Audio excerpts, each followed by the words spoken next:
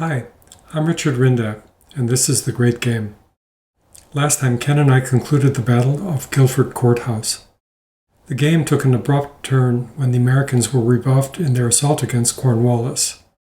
The British counterattacked along the entire line and succeeded in killing General Nathaniel Greene, which precipitated an American surrender. In this video, Ken and I share some thoughts about the game and what we might have done differently.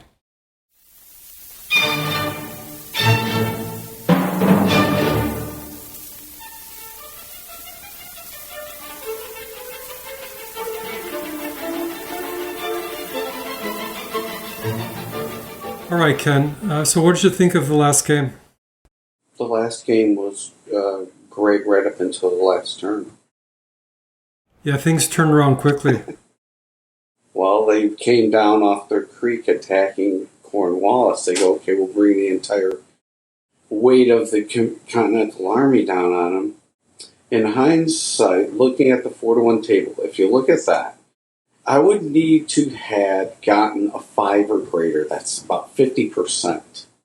Well, it was because you didn't have any dice roll modifiers, right? Yeah, right. With the momentum chip, I would have had a 25% chance of winning that in hindsight.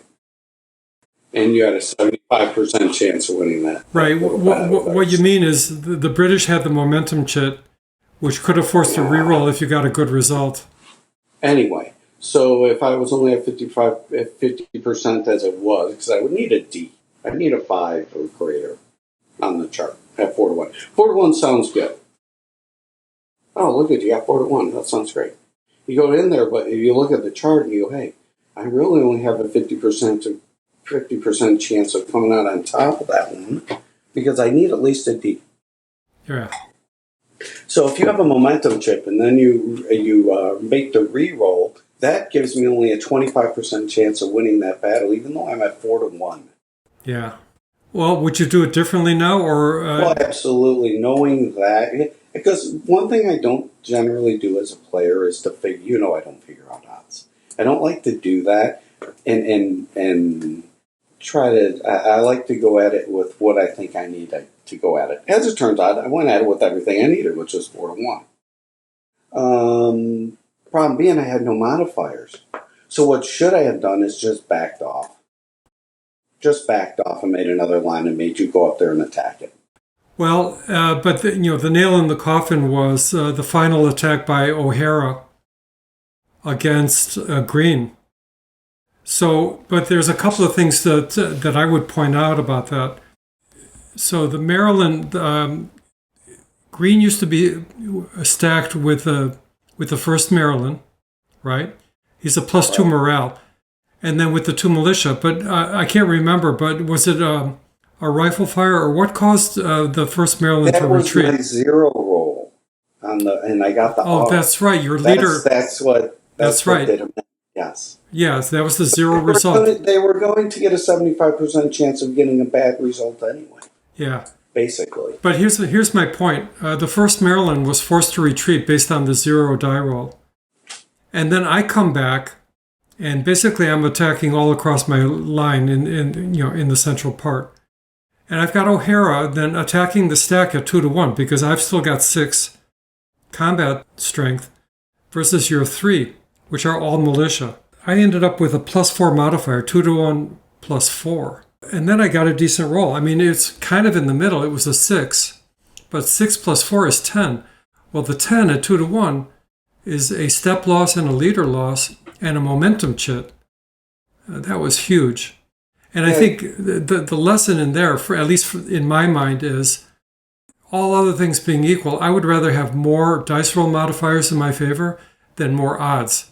Meaning, I would rather go 1-to-1 +4 rather than 2-to-1 +0. At that point, I would have, that would have done me better. Even a 1-to-1 add 3 would have been the same as it would have done me just as well. So yeah, the moral of the story, die roll modifiers are king. Yeah, if you can accumulate them, they're huge. Yeah. And so I'm just looking at what's left. I know the game's over, but if we were to continue, Of course, you still, the Americans still haven't taken their step loss, but the idea is that it leaves the American Army at fatigue or at Army morale level 5, which is already -1. They lose one more step and they're in -2. They're wavering.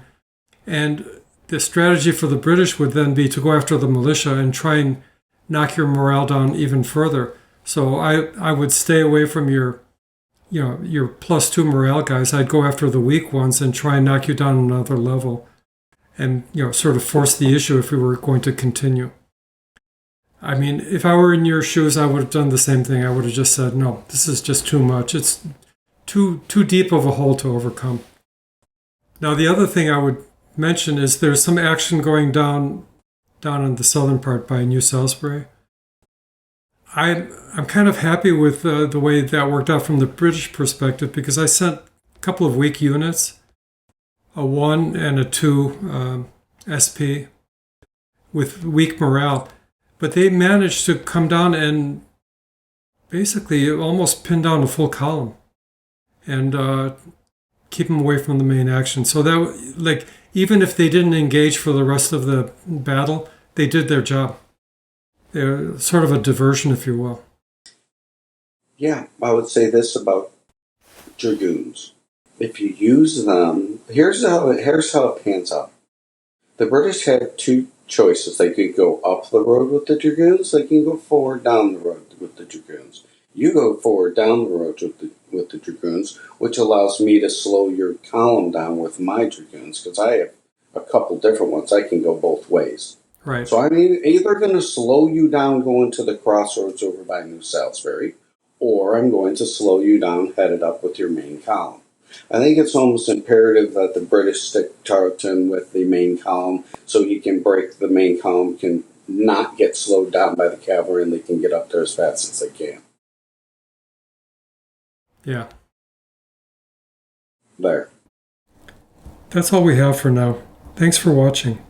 Feel free to leave a comment below, and if you enjoyed this video, consider giving it a like and subscribing. Until next time, this has been The Great Game.